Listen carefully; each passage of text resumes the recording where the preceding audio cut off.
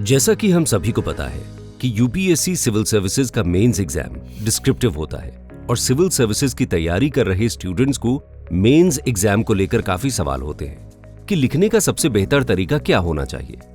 अगर आपको कोई ये बताए कि यूपीएससी क्या चाहती है और उसी लाइन पर आंसर राइटिंग इवैल्यूएशन और फीडबैक प्रोवाइड करे तो मेंस एग्जाम सिंपल हो जाता है। वैसे तो हम सभी बचपन से कुछ न कुछ लिखते आए हैं, लेकिन ऐसा क्या है जो मेंस एग्जाम को अलग बनाता है? इस बात का जवाब स्टूडेंट्स को यूपीएससी सिविल सर्विस के नोटिफिकेशन में मिल जाएगा।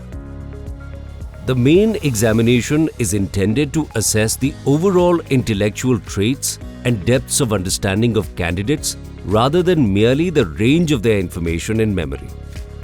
The nature and standard of questions in the General Studies paper 2 to paper 5 will be such that a well-educated person will be able to answer them without any specialized study. The questions will be such as to test a candidate's general awareness of a variety of subjects, which will have relevance for a career in civil services. The questions are likely to test the candidate's basic understanding of all relevant issues and ability to analyze and take a view on conflicting socio-economic goals, objectives and demands. The candidates must give relevant, meaningful and succinct answers. तो ये guidelines हर साल UPSC के notification में दी जाती हैं, जो mains exam के nature और उसके ऑब्जेक्टिव्स के बारे में बताती हैं। इसके बेसिस पर हम आंसर राइटिंग की ऐसी स्ट्रैटेजी बनाते हैं जो मेंस एग्जाम की डिमांड को पूरी कर सके। यूपीएससी एस्पिरेंट्स का मेंस आंसर इवैल्यूएशन एक बड़ी रिस्पॉन्सिबिलिटी है। स्टूडेंट्स को दी गई फोकस्ड गाइडेंस उनको एग्जाम क्लियर करने में काफी हेल्पफुल होती है।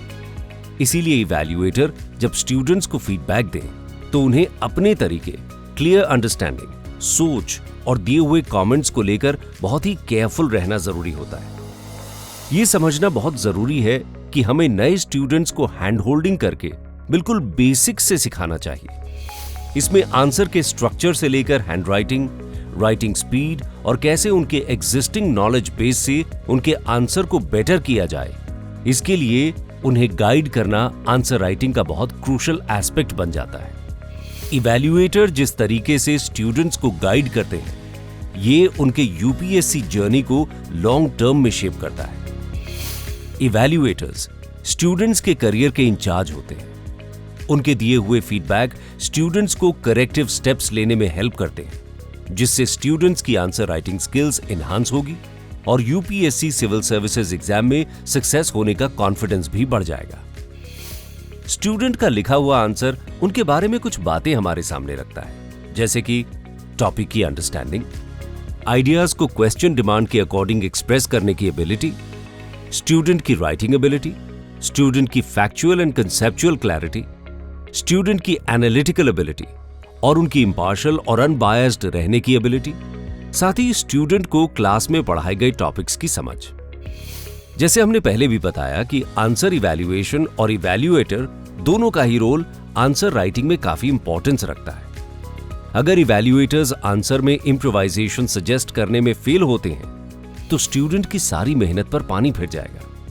इन्हीं बातों को ध्यान में रखते हुए हम स्टूडेंट्स को फेजेस में गाइड करते हैं।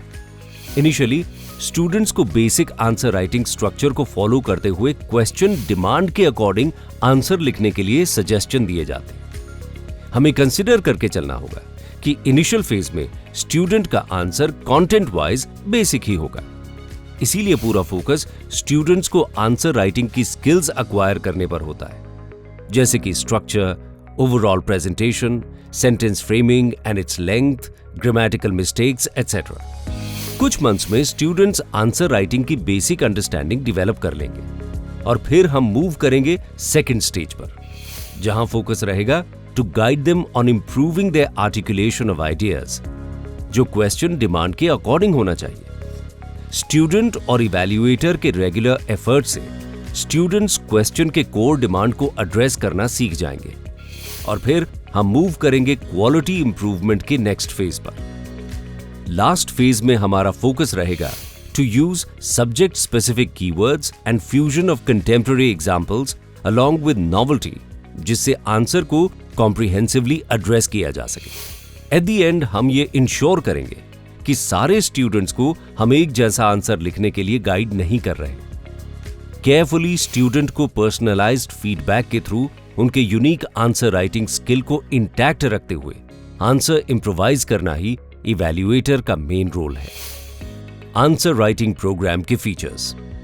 स्टूडेंट्स के बेहतर रिवीजन के लिए डेली क्लास में पढ़ाए गए टॉपिक पर आंसर राइटिंग की प्रैक्टिस।